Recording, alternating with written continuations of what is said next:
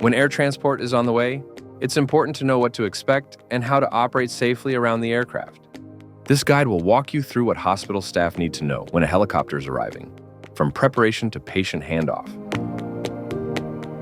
Preparing for patient arrival.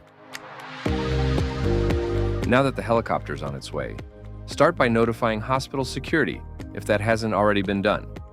Make sure all transfer paperwork is ready, including the face sheet, emergency medical treatment and Labor Act documents, the transfer summary, and any imaging discs. Stay inside the building or at least 50 feet away at all times while the helicopter is landing or taking off, and only approach the helicopter when escorted by the flight crew. Approaching the aircraft. Never walk behind the helicopter. The tail rotor section of the aircraft is an extremely dangerous hazard. Keep spectators and vehicles at least 50 feet from the aircraft. This safe distance also applies to emergency vehicles. Avoid raising anything above your head while near the aircraft, and stay alert for tall equipment that may pose a hazard, such as IV bag stands.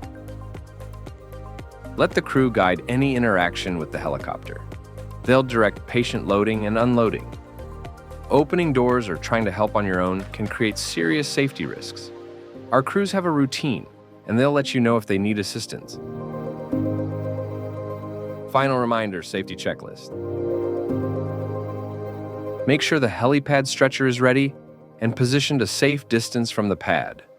Remove or tape down any loose papers or objects. Secure any loose items on your uniform, put them in a pocket, or make sure they won't blow away, and avoid chasing loose items on the helipad, as it's one of the most common causes of serious injury. Never approach the helicopter with a patient unless a flight crew member is with you.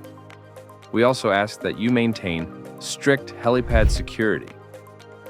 No unauthorized access. Being prepared and following these tips will help keep hospital transfers safe and seamless, supporting better outcomes for every patient.